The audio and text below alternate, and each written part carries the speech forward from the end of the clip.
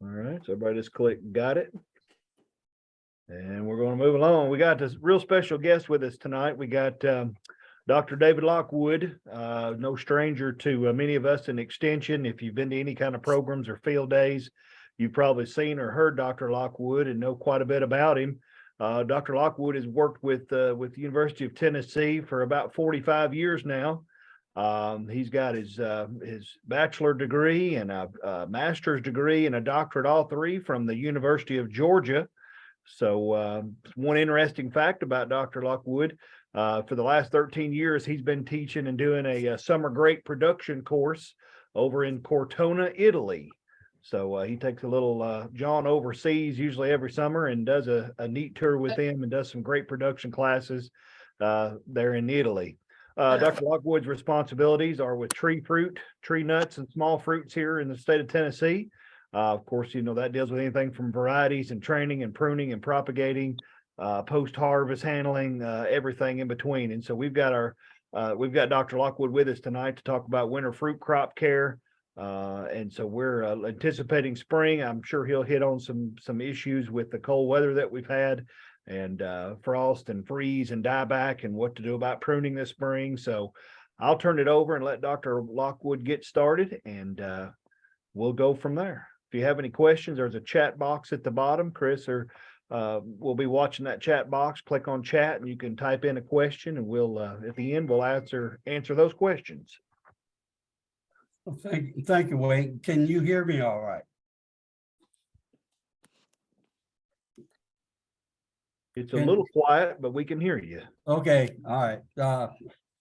I apologize for the delay.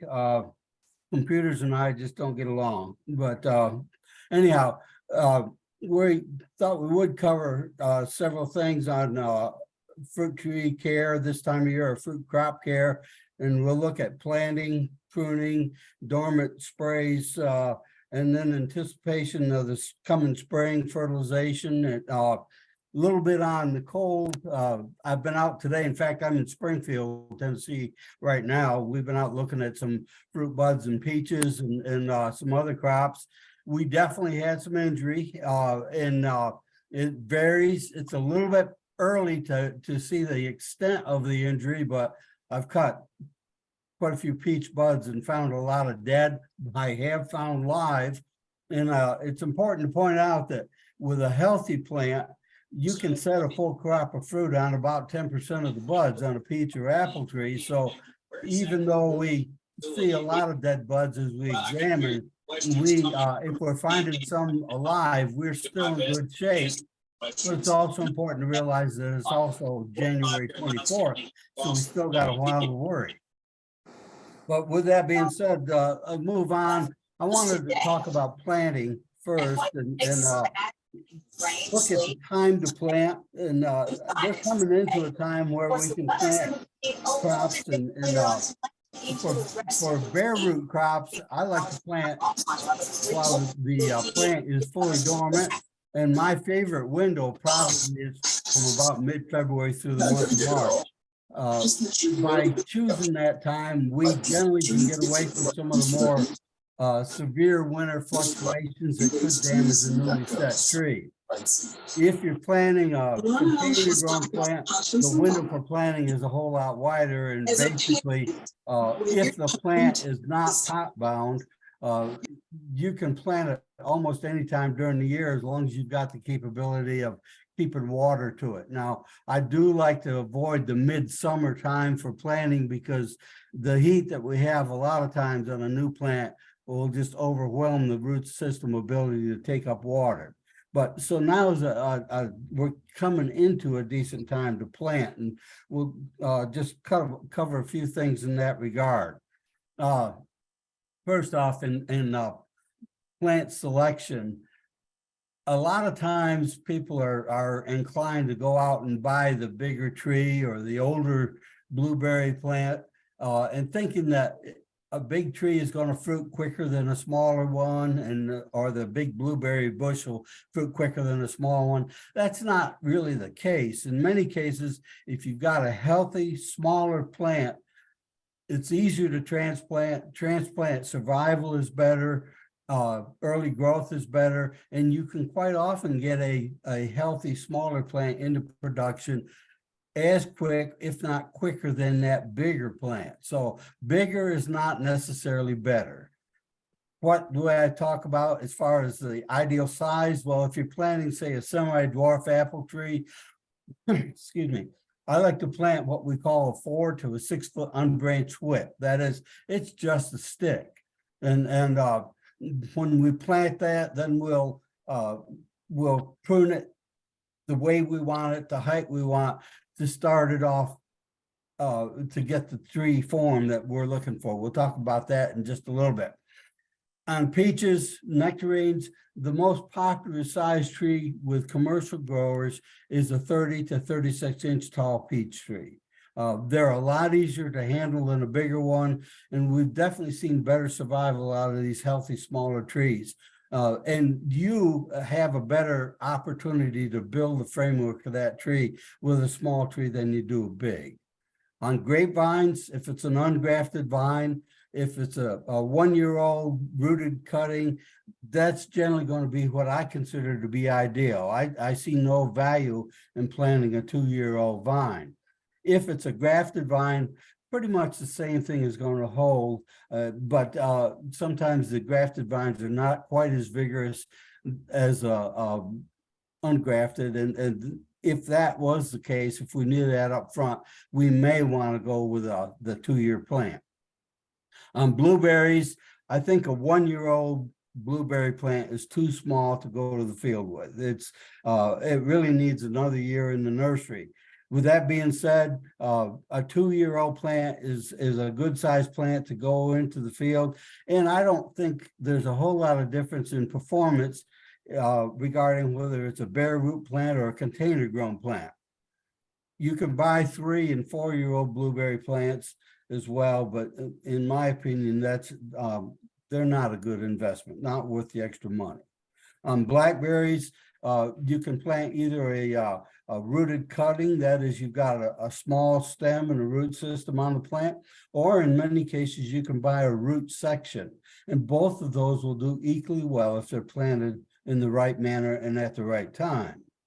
One thing that it's important to emphasize is to order from a reputable nursery. A good name nursery is better bet in that they're potentially they're going to be more accurate. That is, giving you the variety that you actually want, and also having a healthy plant to go with. In many cases, I like to order, especially on small fruits, from a nursery that offers tissue cultured virus index plants. And that way you're more assured of getting off to a good start with a healthy plant that'll last a long time. The money you spend on a first-class plant is pretty much insignificant based on the input, the cost that you're going to have of maintaining it. So that reputable nursery, regardless of where it is a good investment. You can order from nurseries within the state. We've got several good ones that we work with, but you can also order from all over the country, Washington State, New York State, Michigan, whatever. And as long as it's a good nursery that does their job right, you're going to get good plant stock. When you actually plant the plant, first off, when you get the plant, and quite often it depends on how many plants you order, but it may come with an UPS or a FedEx shipment. The plant should have a moist material around the root system. I would want to check that when I got it to make sure that the roots indeed were moist. If you're not going to get the plant right away, store the plant where, well, first off, put a little bit more water around the roots of the plant, seal it back up, store the plant where the roots are not going to freeze or get too hot. And they'll keep in the package that it was shipped in for 2-3 weeks without a problem. I like to put them like in the crawl space of a house, if you don't, or in the garage. As long as it's not going to freeze, they'll do quite well. When you start to get ready to plant the plant, quite often, especially with the tree fruits, I'll take them out of the package the night before I plant and immerse the root system in a bucket of water and leave it in that water overnight. In fact, I'll take it out to the planting site with the roots in water. That way I'm not going to be running into issues with the root system drying out. And if that happens, of course, plant growth and survival is going to be compromised. When I was working in Georgia on pecans, we did a study on how long it took for that root system to dry out to the point that the tree would not perform well. And actually, under the conditions we saw in South Georgia in February, early March, it was a matter of just 15, 20 minutes, and we had some issues. So keep that root system moist. When you get ready to plant, dig the hole and dig it a little bit deeper than what you need, but not much, because you want to put the plant in about the same depth it was in the nursery. If the plant is a grafted plant, the graft union or the bud union should stay above ground level, but not over 2 to 4 inches above. If that graft union is buried, survival of the plant is quite apt to be compromised. And if it's a dwarf apple tree, quite often we'll see the scion or the variety actually root above the graft union, and you lose the effect of the rootstock. If you don't have that graft union at the right height, if it's too far above ground, the plant's going to be weak. So plant it about the same depth as it was in the nursery, but with that graft union anywhere from about 2 to 4 inches higher than surrounding ground. You don't want to do any root pruning or any more root pruning on the plant than is absolutely necessary, because that root system is the food storage organ that's going to support early growth of that plant. So you want to dig a hole that is wide enough to accommodate the root system without having to bend the roots around to get them in the hole. The roots need to be spread out so that they'll continue to grow out and establish themselves over a wider area. And then the next point, the last thing on this slide, is that the soil that comes out of the hole when you dig it is the soil that should go back in the hole when you plant the tree or the vine. And the worse your soil is, the more important this one is. If you modify the soil with peat moss or other organic material or fertilizers, you can have a flower pot effect down the road. That is, you could create a good place for those roots to grow. And over time, that plant's going to become root bound and it's going to be stunted as a result. Or you could be actually killing the roots if you put fertilizer in the planting hole and it gets in too close a contact with the root system. So don't amend the soil. The same soil that came out of the hole goes back in the hole when you plant. Set the plant in the hole, spread the roots out, backfill it so the soil is over the roots, and then firm it down some. You can step down in the hole and walk it in, maybe pour a little water around to help settle that soil. You're trying to eliminate air pockets so that the roots are not as prone to freezing. And also, once they start to become active, they're going to be in a better situation to start picking up water and nutrients. Then after you've done that, go ahead and fill the hole a little bit higher than the surrounding ground, realizing that even after you've packed that soil, it's going to settle a little bit. And you want to end up with the soil around the tree about the same height or perhaps just a little bit higher than surrounding ground. If it's a little bit lower, that is, if that tree is sitting in a bit of a depression, some people do that so they can water it and it'll hold water over the summer. They need to go back and fill that depression in when you go into the following winter, because water that accumulates around and in direct contact with the trunk of the tree, if it freezes and thaws, can damage the trunk, and it's going to, of course, damage the plant, perhaps kill it. So you also want to inspect before you plant, inspect the roots. Of course, it's the only time you'll have to do that. Make sure that you don't have any dead or broken or diseased roots. Prune those off at that time, but don't prune off any other healthy roots if you can help it. So this kind of goes back through just some of the things I'd said on the previous slide. Get that tree off or that vine off to a good start, and it should take off and grow once conditions favor the root activity to begin.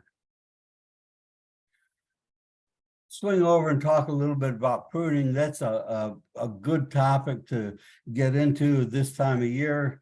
I like to prune as late in the winter season as I can and still get it all done.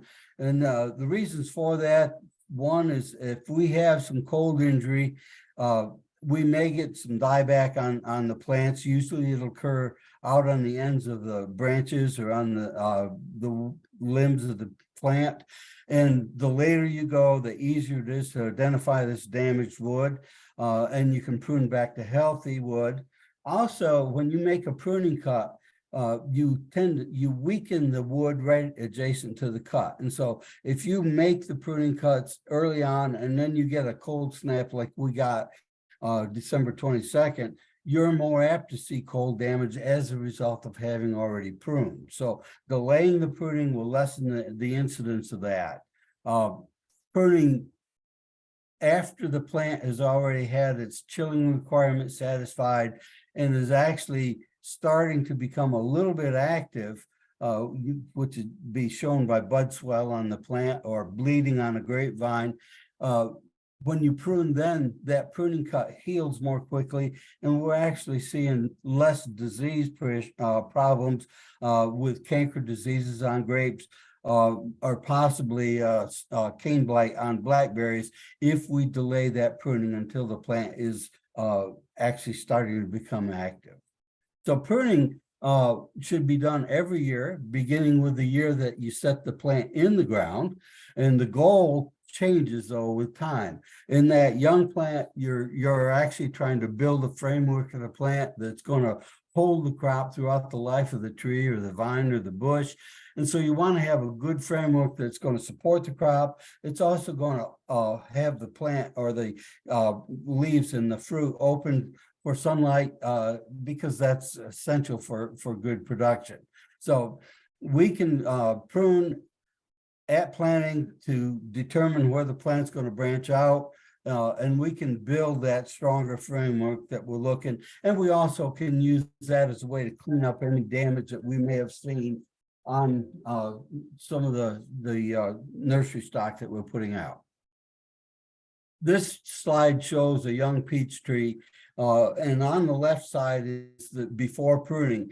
It's common on a peach or stone fruits like nectarine or plum or even cherry, tart cherry especially, for that plant to side branch in the nursery. And so what you see on the left side of this slide is typical of that new plant that we just got from the nursery.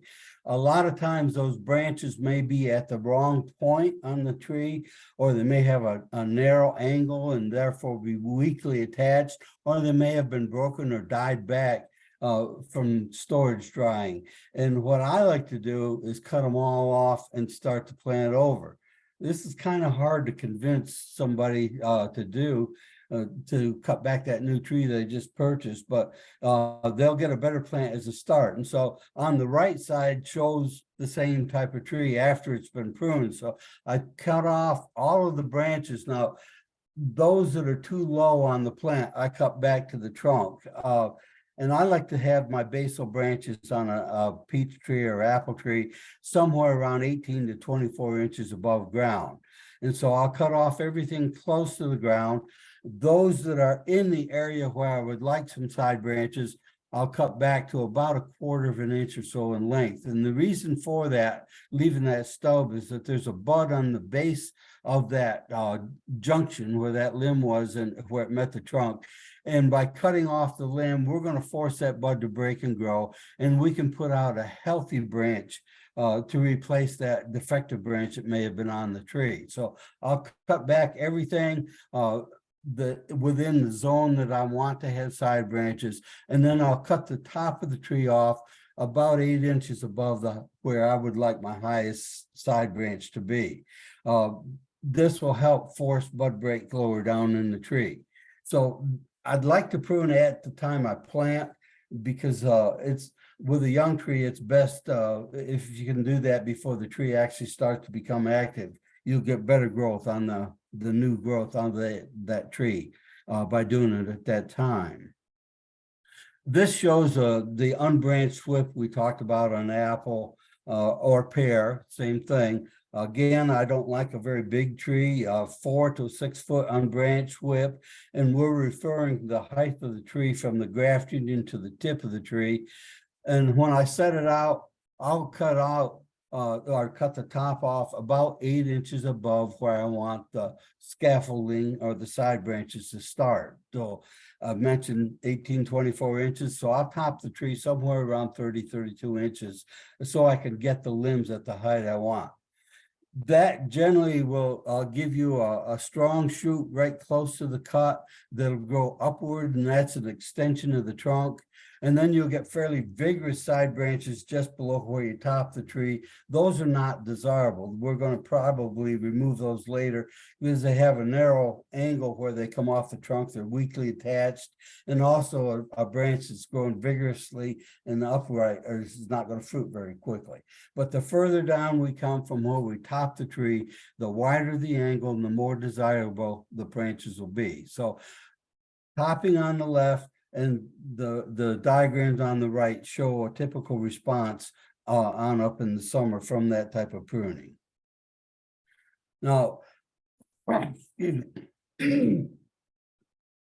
When I approach a tree or a vine or a bush to prune, the first thing I like to do is to see whether there are any dead, disease or insect infested branches or shoots on the tree, and get rid of those right off because it'll make it easier in many cases to see what else might need to be pruned out. Fruitwood, as the tree gets older, as a shoot gets older, it'll go from a non-productive stage to producing good fruit, and then as it gets older, it'll become less productive or totally non-productive. So in many of our trees, peaches are one, dwarf apple trees, another one. We're constantly looking to cut off that marginally productive or non-productive older wood. And by doing that, we favor the development of new shoots or branches that's going to have the best crop for the future years. So we're continuously recycling the bearing wood in that tree. A peach will fruit on wood that grew last summer, and it'll never fruit in that area again. So if we develop a fruiting shoot off a limb on a peach tree, we'll harvest the fruit this year, but then a year from now, when we prune, we'll cut that shoot off and we'll retain a shoot that grew out this past summer. So it's constantly renewing it. We prune to keep plants within the desired space. What we focus on, it depends on the type of plant you've got, but we like to have almost a fruiting wall in many of our plantings. That is, we'll have a continuous line of fruiting so that the one plant is about touching its neighbor, but not overgrowing its neighbor. So we prune to keep the plant within desired space. Now, we can't do a lot of serious or heavy pruning to allocate or to maintain plant spacing. That's going to be counterproductive as far as fruiting goes. But if we get our plants set about the right space apart, we can use pruning as a way to keep them from overgrowing each other. Fruit buds on most of the crops that we grow are formed during the summer of the year before the fruit shows up. So as you prune that peach tree, that apple tree, that blueberry plant, or the grapevine, you're cutting off part of the crop. And that's a good thing, because if that plant is healthy, it'll set or has the potential to set a lot more fruit than the plant can handle. And all of the energy for the early growth in the plant and that fruit crop comes from stored reserves from the previous year. So if you've got a real heavy crop, a lot more fruit on that plant than it needs, you're going to dilute that stored energy over a lot more points, and you're going to get poor growth in that early part of the growing season. So thinning the crop will help you get better growth, which is going to translate into a healthier plant and better fruit size throughout that growing season. We need to open the canopy of the plants up to good sunlight, air penetration, and spray penetration. Quality is related to how much sunlight we capture in the canopy. If you get too much shade, you're not going to get fruit bud formation. There's been some research on apples showing that if you get 35% or less full sun, you're not going to get any fruit bud development in that area. And then you've got a marginal area where you may get fruit, but it's not going to be good quality. So the more sunlight we get into the canopy, the better the fruit's going to be. We'll have better fruit color, more sugars in the fruit. We're going to have less disease pressure because along with sunlight penetration, which is going to dry off the foliage and lessen disease, we're going to have better air movement, which will further help dry the plant, and we're going to get better spray coverage. In the final thing that's listed here, it makes it easier for the grower to take care of the plant if it's pruned on a regular basis and pruned for good production. So ease of management, whether it's pruning, thinning the crop, or harvest, is a lot easier where we've had a good pruning program.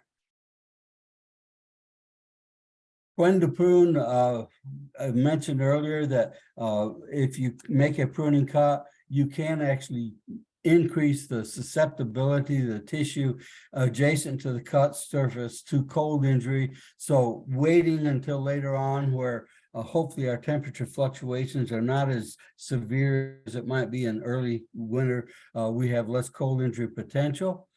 I like to prune apple and pear trees before we see any growth, especially if we've had fire blight in them, because there'll be cankers in the tree from that fire blight. And as we get into the spring, there'll be little beads or droplets of moisture coming out of those cankers that are full of the bacteria that cause fire blight. And if an insect will visit that droplet and then moves to a blossom, they've just transmitted the disease. So if we can identify those cankers, cut off those shoots or branches and get it away from the plant, we can at least lessen the potential for infection from fire blight. Grapes are a little bit different. We're having increased issues with canker diseases, Botrytis canker especially in our grapevines, and Botrytis canker basically starts through dormant pruning cuts. So you make a pruning cut and that wound is wide open to infection until the plant is no longer dormant, until it starts to grow. At that time, that cut will start to heal. So if we can delay pruning until the plants are not dormant, until they've actually started to become active, we'll have less Botrytis canker development. And some of the research that's been done on that shows that delaying the pruning is actually more effective at controlling that disease than is pruning a dormant plant and then spraying that plant the same day with a fungicide to prevent the Botrytis. Another thing that we can accomplish by delaying pruning on grapevines, on spur prune plants, is that we can actually delay bud break where we want the crop, and in some cases up to 2 weeks. And this can make the difference between a frost damage or no frost damage. So delaying bud break is a value that we can accomplish through delayed pruning.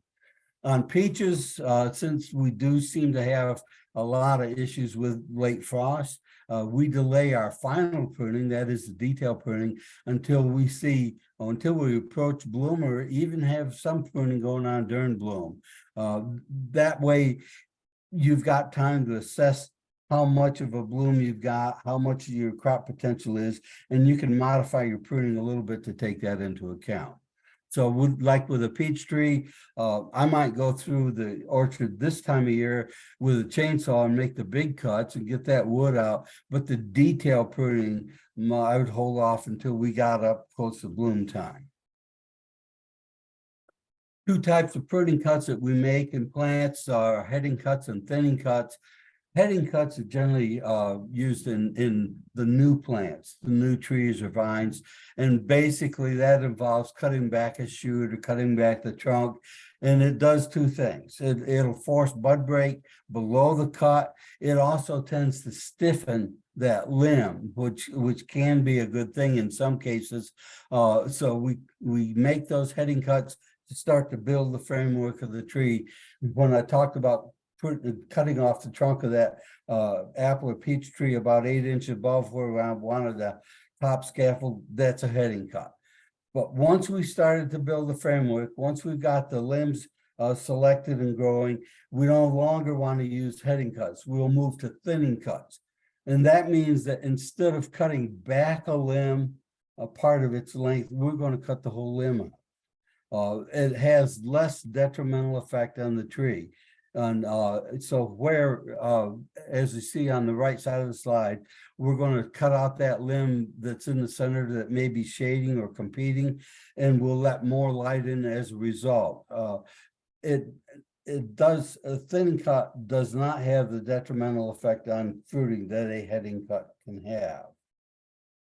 Another thing we look at on developing the framework of the plant is the angles that side branches come off the main trunk of the plant. We can build a stronger plant if we select wide angle limbs. And if you look on the left-hand side of the slide, you can see the crotch angle where the limb comes off the trunk. It's relatively wide, and you've got good healthy tissue at that junction of the limb and the trunk. Compare that to the diagram on the right side.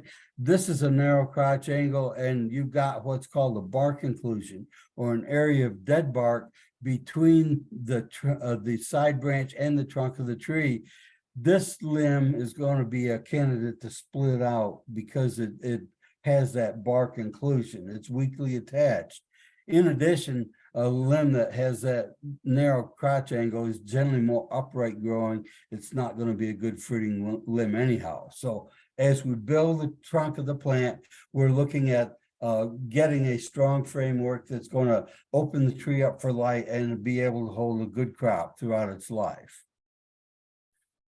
This just shows what we're talking about on the left-hand side are two scenarios. The extreme left shows a branch coming off the trunk that is at a very narrow angle, and it's apt to split because it's got a bark inclusion. And you can see on the picture on the right side that when that branch does split off, it's quite apt to tear down the trunk and do a tremendous amount of damage.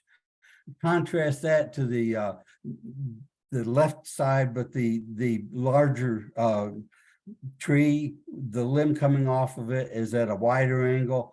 If it should break, and we see that in the right-hand picture, it's not apt to break at the junction of that limb where it comes off the trunk. It'll break out further and therefore does less damage to the total framework of the tree.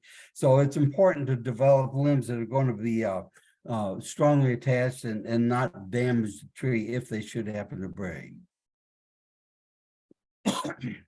In an established tree, we sometimes have to prune out some bigger limbs, and the sequence that we like to use in cutting a big limb off involves 3 cuts. First cut, we're going to come out away from the base of that limb, say 6 inches, 8 inches or so, undercut the limb about 1/3 of its diameter, and then go a couple inches past that and start at the top and cut down. When you get a little over halfway or so through that cut, that limb is going to drop free of the tree. And then after that, you come back in and cut the stub off just outside of the branch collar or the swelling where that limb joins the trunk of the tree. If you didn't do that, if you went back and cut the limb off at its base initially, it's apt to drop and tear when you get the cut almost through, and you'll damage the trunk. Cutting outside the branch collar is protective for the tree. It means you'll make a smaller cut than if you cut the limb right flush to the trunk, and also it's going to start to heal a lot quicker. So this type of a cut is has got several good points as far as protecting the tree.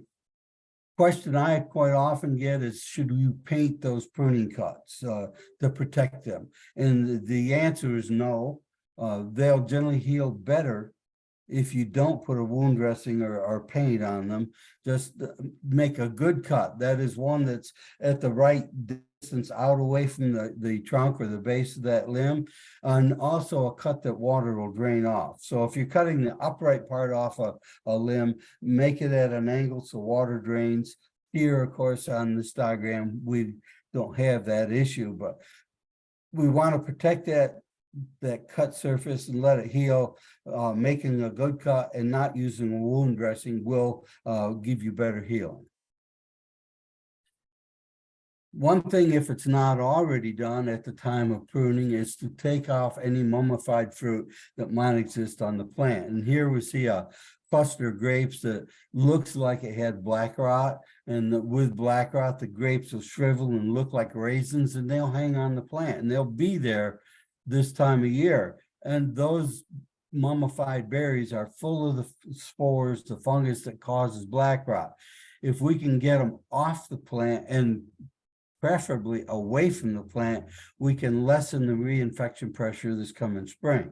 But even if you've got a pretty good sized vineyard where it's not realistic to get all that mummified fruit out of the vineyard, get it off the plant and onto the ground. It's not going to be anywhere near as big a threat to the plant if it's on the ground as compared to being left on the plant. And we'll see a similar thing on peach. If you had brown rot on peaches, the fruit will shrivel and you'll have that mummified peach hanging in the tree. It's again full of the spores that cause brown rot. Those should be gotten off the tree at least before the tree starts to become active the following spring. Apples, we have the same thing with black rot or bitter rot. So getting rid of that mummified fruit, cleaning up, and sanitation is an important part of the pruning process. This slide shows a fire blight canker on an apple tree, and excuse me, it's not always easy to see those this time of year, but if you do see them, they need to be pruned out, because as I mentioned earlier, the bacteria that cause fire blight is in that wound, and not only fire blight bacteria, but we're seeing other diseases like black rot or bitter rot. The fungal spores will colonize the cankers for fire blight as well. So if we can identify those cankered areas and prune that stuff off, get it out of the tree and away from the tree, we have lessened the potential for fire blight and also hopefully for black rot and bitter rot. So this is an important part of pruning. Cleaning up that tree will give you, especially for a homeowner, a lot better shot at getting a quality tree, because the homeowner doesn't now have anything to use that's effective against fire blight. So pruning is going to be our answer. Streptomycin is no longer available to the home grower. This is both of these pictures are of apples, and I put this in here to show you the different fruiting traits that we have in apple. The picture on the left-hand side of the screen is what we call a terminal bearing variety. That is, a shoot will grow out and then it'll set a bud on the tip of that shoot, and that can be a fruit bud. And it's important to know that, because if in your desire to confine the size of that tree, if you go back in and tip back the shoots, you've just cut the crop off the tree. On the right side is what we call a spur type tree. And so you can see that on that shoot, instead of having the side branches that are several inches long, we'll have a short stubby spur that may only be an inch or so in length, and then it sets a terminal bud. And quite often those terminal buds will be fruit buds. So a spur type tree is easier to prune than a non-spur, But just keep in mind that not all varieties are spur type, so you'll end up seeing both. And you want to make sure that when you prune, you don't sacrifice too much of the crop. Might point out too that with the spur type tree, you've got a naturally semi-dwarf just from the spurry nature of the tree. So that fruit bud that you see on the tip of the spur or on the tip of that side shoot actually has about 5 apples inside it. And that's one of the reasons that apples are more consistent than peach. If we lose the king bloom, which is the first bud to come out, we'll have the side buds or the secondary buds that quite often will bloom and give us a crop. So you can identify as we get further into the winter, the fruit buds on the trees easier because they're going to be swollen, they're more round, they're more plump, whereas the leaf bud, a strictly leaf bud, is going to be a smaller, much less noticeable and pointed, not at all rounded. This just shows I'll have a couple of slides on developing a young apple tree, but basically we use what we call a central leader system on apple. It's kind of like a Christmas tree where you've got a central trunk and you got side branches and layers of side branches. Each layer of branches is shorter than the one below so that you get better sunlight penetration.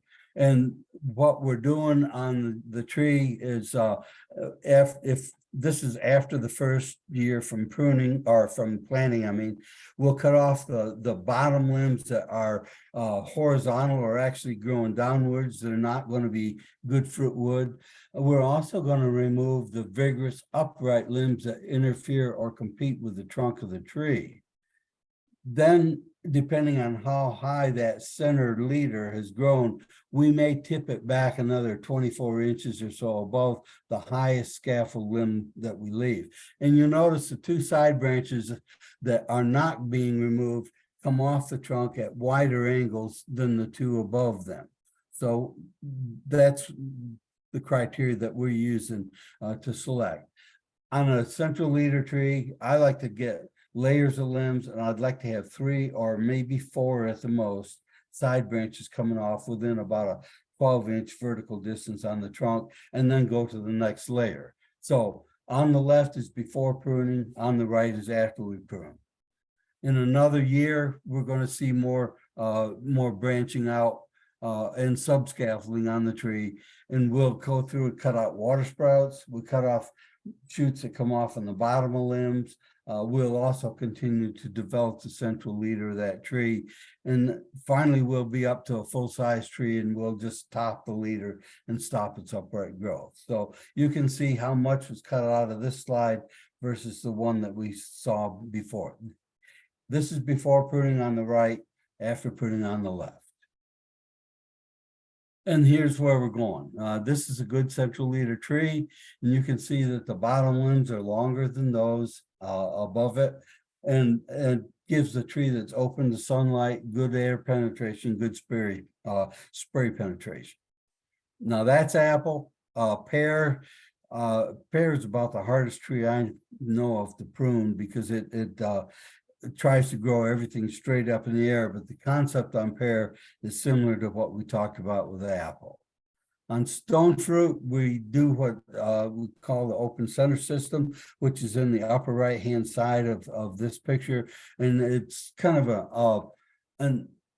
like an umbrella that's blown inside out with the wind. So you can see the stem or the handle of the umbrella, and then the umbrella itself is inside out. But that bowl-shaped tree is traditionally what we use on peaches, because a peach tree does not develop a good central trunk in the upper part of the tree. And we saw earlier on how you cut that young tree off and cut back the side branches to 1/4-inch stubs. This is that first growing season after the tree is in the ground. We're developing the scaffold limbs. We've still got the center in the tree, but we keep it pinched back so it's not real vigorous, and then we'll continue to develop our scaffolds. So the tree that you see on the right-hand side is showing that desirable open center system, and we maintain that throughout the life of the tree. Some of the cuts that we make on a bearing tree, like we talked about on apple, the hangers or the shoots coming off the bottom of the limbs come off, water sprouts come out, anything that would tend to grow back over the center of the tree that's vigorous is going to be cut back. We want those limbs to go to the outside, so the weight of the fruit will tend to pull the limbs open and increase sunlight penetration into the tree. And you can see on this slide, pruning a peach tree, the before and the after. We prune a lot out of the tree, and you know, if a tree is healthy, and if it's in many cases getting as much or more nitrogen than what it needs, annual pruning and fairly heavy annual pruning is going to be needed to keep this tree in check. Okay. This is a grapevine. Our slides showing a grapevine. Again, when we plant a grapevine, if you buy a grapevine from a nursery, chances are pretty good that that vine is going to have 2 or 3 or maybe more trunks on it. I like to select one to keep and cut all the others off. And that one that I'll keep, I'll count about 2 buds out on it and cut the top out of the vine. And the reason for that is we're trying to build the trunk of the grapevine. At the time we plant the vine, we want to support it either by a stake that's put in or a string dropped down from a trellis wire and tied to the trunk. And when the buds start to break, we'll select one shoot and train it on up, straight up to the trellis. The straighter the trunk, the more productive the vine will be throughout its life. And so the first year to 2 years of a grapevine's life, we're building the trunk. And then hopefully, once we've done that, we'll start building the cordons or the canes out laterally on the trellis. That'll be where our fruit occurs. This is a diagram of a grapevine that is on what we call a 4-cane niffin system. It's quite commonly used, especially by homeowners. Makes a nice border planting, especially if the rows are running north and south. But what we've got is a trellis with a bottom wire somewhere around 2.5 to 3 feet off the ground, top wire 5 to 6 feet above ground. And we'll put fruiting canes or cordons out onto the bottom wire and the top wire, and we'll fruit all 4 of those canes or cordons on the plant. When we come to prune, again, if we're doing this, this is called a cane replacement pruning. We select the cane that had the crop in 2022, cut it off back to the trunk, select the cane that grew off the trunk or by that wire in 2022, and train it to the wire for our 2023 crop. So we'll do that on each side of the trunk on both the bottom and top wires. In addition to that, you can see a renewal spur on here. We'll take another cane, cut it back about 2 buds. We'll grow canes for that we'll use next year when we select wood for pruning. So this is a cane renewal system. I like this system in that we do more disease control work with the pruning shears than we do with the spur pruning, which I'll show you next. But some people, especially if they're using certain varieties of grapes, will go with the spur pruning because they think it's easier to tell people how to do it. So this is spur pruning, and you can see the left-hand side of the trunk is before pruning, right-hand side is after pruning. So what we call the cane on the previous slide that was trained to the wire for fruiting, we call the cordon, because we'll select a cane and put it on the wire, but we'll leave it for several years. And so once that cane gets over a year old, it's now a cordon, and we'll get lateral branching off of that cordon. And those shoots, which will be canes, will be the source of our fruiting. So as we prune, we select the shoots that grow off the cordon and cut them back, generally to about 2 to 4 buds in length, and then space them out along the cordon about somewhere between around 6 inches apart, so that we'll have several new shoots growing out, and we'll have clusters of fruit coming out all along that cordon.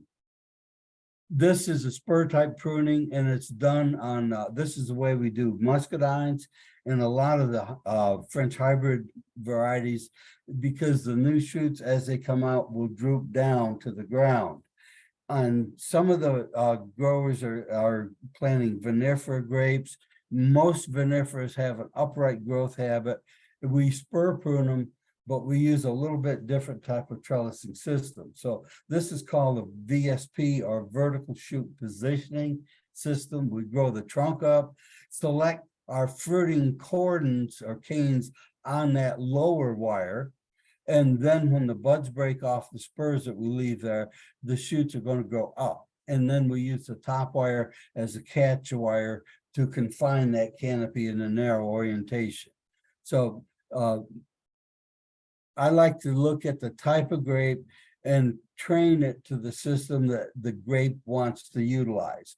If you got an upward growing variety, this is the system I would use. If you got a drooping variety, the previous slide shows the system that I'd like to use as far as spur pruning goes. One of the things we need to be concerned with in the vineyard is the trellis. A trellis does not have to be in place when the vineyard is planted, but it should be in place by the first dormant pruning. If the trellis is not there by the time of planting, then we use a stake or something to train the trunk of the vine.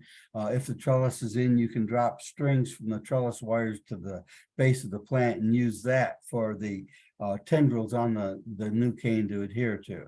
But the trellis is an area where we want to pay a lot of attention. We don't want to skimp on building our trellis, because it should be built to last the life of the vineyard. And we're looking at 20, 25 years or longer. So the trellis is very important. It supports the vine and crop. It keeps it up off the ground. It also allows us to position the plant on the wire to capture more sunlight. We've already talked about the importance of sun and air and spray penetration. And it does, again, make it a lot easier to handle. So we build a good trellis, and then each year when we prune, we're coming back and making sure that the trellis is still doing its job, that the wires are tensioned correctly. And if we should happen to have a wire break, of course, we need to replace it before we actually do the pruning, so we can build back the framework that we want on that vine. Talked a little bit earlier about delayed pruning because it gives you a chance to evaluate cold damage. It also can allow you to delay bud break by that late pruning. And the picture on the right side of this slide shows the grapevine bleeding after it's been pruned. First off, bleeding won't hurt the vine. A lot of people are concerned the vine's going to bleed to death. It won't.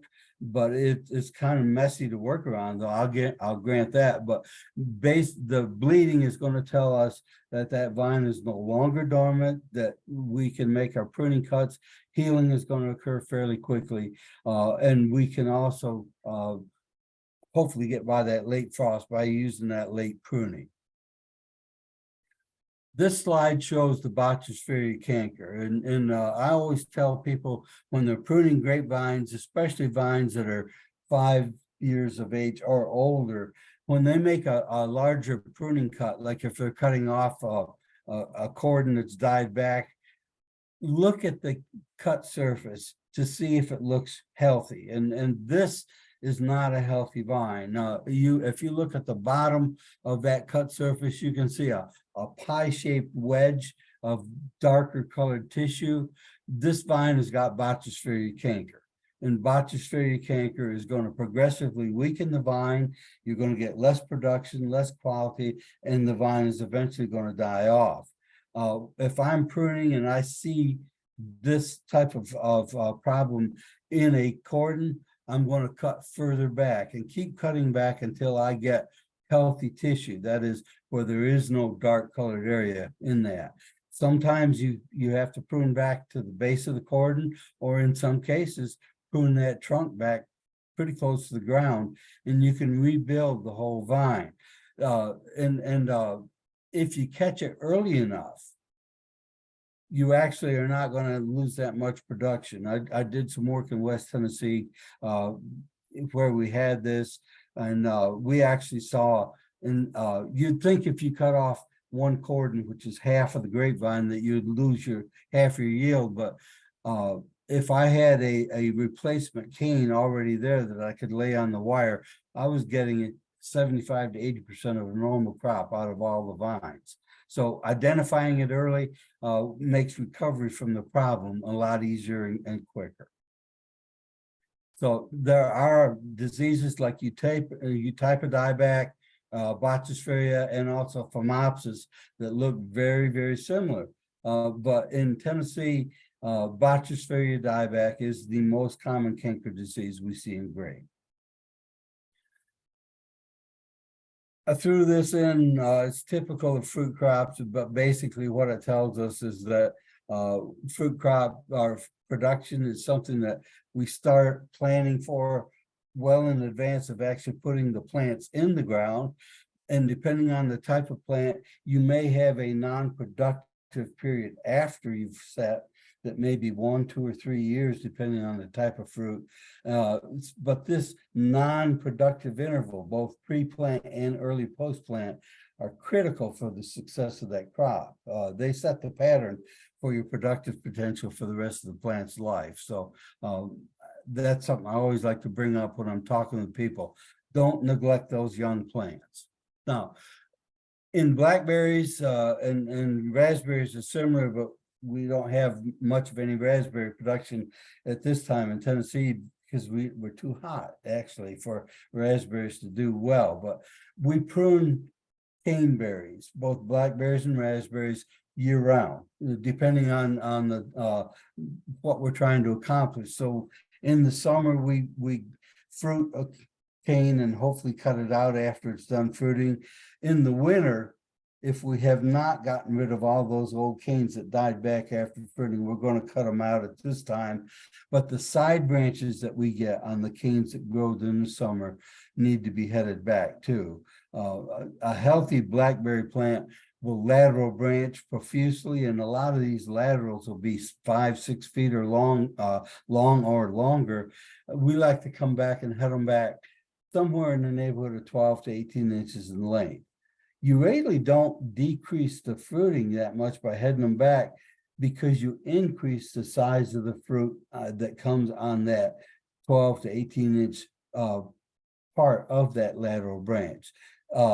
And also we open that canopy up for better sun, air, and spray penetration. So we get better quality, and it's a whole lot easier to harvest if you've done a good job cutting those laterals back. So this is a winter job. Pruning the laterals back, getting rid of the old canes from last year if they have not already been cutting out, and then thinning the remaining canes so that you get about 5 or 6 healthy canes per linear foot of row. If you get too many canes, fruit size is going to be poor, the canes are going to be weak, and you're going to see breakage of the canes as a result.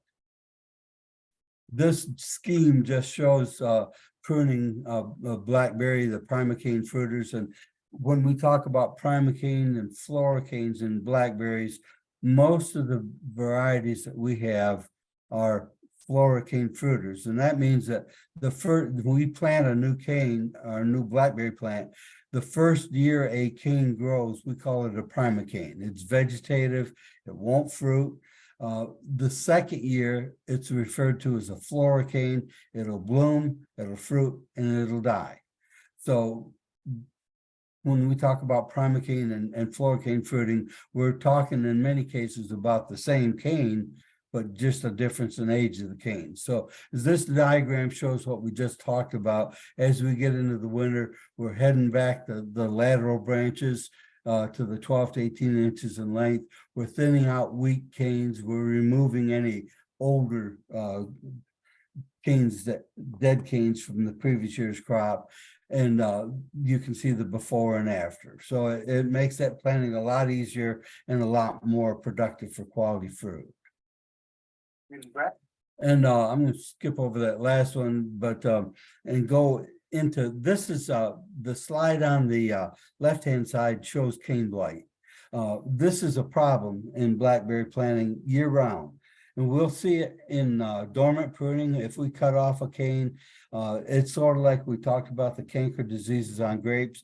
The fungus that causes the cane blight will invade that pruning cut, and the cane will start to die back. Quite often, ideally, if we go in and prune during the winter and cut the canes off, we should be spraying those cut surfaces with a fungicide to protect against spur blight. In the summer, where we generally see it is when the primocanes grow and we tip the cane to restrict its length. You know, I like to grow a primocane up about 5.5 feet in height, stop its upward growth at that time, and that'll force it to lateral branch. The more laterals we have, the more fruit. And so we cut the tip out of that primocane to stop its upward growth. The best thing to do, instead of using a pair of pruners to cut the woody tissue, is to go before that tissue gets woody and break out that vegetative tip on the cane. It'll heal quicker because it's a smaller wound, and it's also that succulent tissue that heals much quicker than the woody tissue. And that's the way we confront spur blight in the summer months. This is blueberry. Blueberries will send up new shoots from suckers or root suckers, and you'll have a real dense planting. Blueberries will lose their ability to set fruit buds further down in the canopy if you've got too many shoots and too much shade. And so the result is that all the fruit will be at the very top or the outside of the canopy. If we keep the canopy open enough for sunlight penetration, we're going to have good fruiting throughout the canopy. And so we thin out the plants. High bush blueberries, about 20% of the canes every year. On a rabbit eye, 15 to 20%. We're renovating the crown of the plant. And so I've overrun the time, and I apologize for that. But basically what we're looking at is trying to balance the vigor of the plant and the ability of the plant to support the crop. Biggest thing I say on fertilizing is first off soil test to get that pH where you want. And then on actual fertilization, nitrogen is the only element that we need every year in most cases. And generally the best time to apply your nitrogen is about 30 days after bud break, not early in the season, because the plant roots are not capable of taking it up at that time. So there are some kind of rule of thumbs of how much to use. Here you can see on tree fruits, 1/10 of a pound of actual N per year of age for the first 5 years. But we also look at how well that plant is growing, and we'll modify that actual rate. Pears are fertilized at half the nitrogen rate of apples. We look at the growth of the tree, the color of the leaves, as a way to adjust or refine the nitrogen recommendations. So, and so on. The blueberries, multiple applications of very light rates are much better than a heavier application at one time. Blueberries cannot use nitrate nitrogen, so it needs to be in ammonia form. Ammonium sulfate is probably the most common. Apply at bloom, 6 and 12 weeks after bloom. Blackberry, generally two applications of nitrogen fertilizer at first bloom with half, and then the other half after harvest. Grapes, again, not much. Grapes don't need much fertilizer, about 4 ounces in a vine. In a young vine, when you get a bearing vine, we'll bump that up. But again, depends on the vigor of the vine. And then the last thing I'd say is, this is still the best resource we've got as far as what to spray, when to spray, how much to use. So it's revised on a fairly regular basis, and it should be something that all home fruit growers are familiar with. And with that, I'm going to stop my display. I apologize for running over time, but if there are time for questions, I'll be glad to try to answer. Thank you, Dr. Lockwood. I'm sure we've got a few questions out there. If anybody's got something they'd like to ask Dr. Lockwood while we've got him online. I do have one question. This is just kind of just something I thought of while people are thinking of a question. What is the biggest thing that you see people doing wrong when it comes to home fruit tree care that they're either doing or not doing, either doing incorrectly or they just neglect to do? I guess, Wayne, it goes back to pruning. Pruning. And I think a lot of people are afraid to prune because they think they're going to hurt the tree or the vine, and so they don't do any. And that's the biggest problem. Any pruning you do, unless it's cutting it off at ground line, is going to be better than not doing any pruning at all. And I think that's probably the biggest problem I see. I do have a couple of questions. Thank you, Dr. Lockwood. And that's probably the most calls that I get at the extension office is people want to call and they want to bring me pictures and be like, okay, what do I need to do to this tree? What do I need to cut? And pruning is I get a lot of questions, so that makes sense. Yeah. Veronica asked if you could go back to the blueberry and blackberry fertilization. I guess that was a couple of slides back. I think you may want to make some notes while we're answering some other questions. Leave that up, I guess. Okay. Donna Watson asked me, she says, I have inherited 5 mature apple trees that have never been pruned. Is there a danger in cutting off too much? Yeah, there is. And that brings up a real good point. It took the trees several years to get in the shape they're in right now.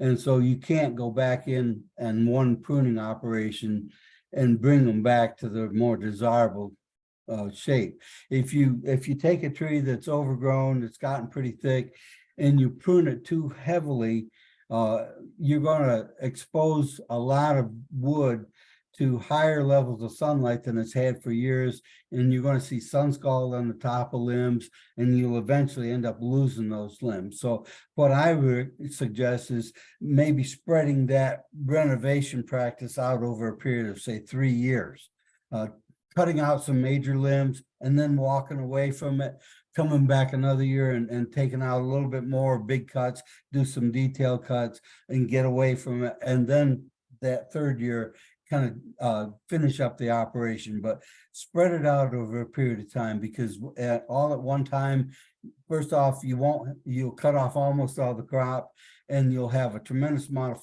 water sprout growth coming back on a healthy tree that's not going to fruit for several years.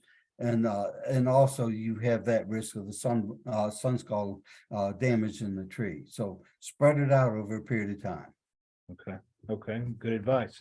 I think another thing to realize, so on some of these trees, is that there comes a time where you go out and a person's got a tree that's really not been pruned in several years, it's a big old thing, and they want to know what to do with it. If they really want to continue to have apples and they got room, the best thing they could do would be to set a new tree out. When it gets up where it can start to fruit, cut the old one out. Yeah. David McDonald had a question, but then he answered, looked like he says you've answered his question. So that got him. Michael Hewitt has a question, says, why do my nectarines seem to bleed sap?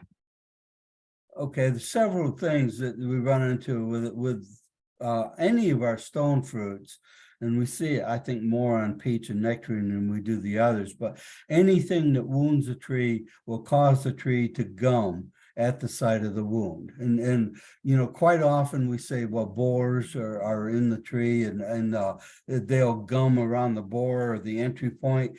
A lot of times borers to the trunk borer will hit right about the ground line, or maybe upwards 12 inches or so above ground. And you can, in many cases, see frass or sawdust in some of that gum that would be an indication of borer activity. However, there are other things. If you have serious brown rot issues, we can get some cankering up in the tree, and we'll see gumming in some of that wood as a result. Ambrosia beetle will cause them to gum at the site where they're active. But if we get cold injury, you'll get cracks in the bark in some cases, and you're going to see bleeding or gumming at that point. And there is a disorder called peach tree gummosis that will, it's the same thing on nectarine as well, but you'll have gumming all over the tree. Most of the time, borers is down low in the tree. If it's on up in the tree, then I'm looking at something else other than borer activity. Okay, okay. Carol Cross wanted to know about access to this afterwards. I know Chris Binkley, one of us will email the link to the YouTube, to this video, to this recording, where you can go back and look at the slides and review it at your own pace and pause it throughout the way and make notes and re-listen to this presentation again. If there's no other questions, Dr. Lockwood, we appreciate your time. Well, I've got, there's about 35 I have a people. question. I do have a question. Okay. This is Audrey from Hartsville. Sounds like a call in. I have, this was not on your presentation, but since you know everything about trimming and clipping, I have fig trees. Maybe not this year after the frost, but Right. generally I have fig trees and they're really have been very productive this past year, but they're about 12 feet tall. Is there a way to trim them? So I don't need a ladder. Well, first off, I agree with you. That may not be an issue this year. You're probably going to be doing a bunch of trimming at ground line because I expect to see them frozen back to the ground. But if you've got a tree that like that, that's real tall, and especially if you've got a lot of shoots coming up, hopefully you'll have some new shoots coming that are going to be shorter, and you can start to cut out some of those bigger, older ones. You can tip them back, and that is shorten some of those real long ones. But I prefer, if I have new shoots coming on, to cut out some of the older ones entirely and let the new ones take their place. You'll have fruit that's more accessible because you're going to have a lower shoot, and you need to thin out, not have a real dense canopy, because again, sunlight is going to be an issue that you have to have for good fruit production, good fruit quality. So you can thin them out, you can cut them back. But if I were going to cut back some, I would not do all of them the same year to the same extent. I'd spread that out over a couple of years as well.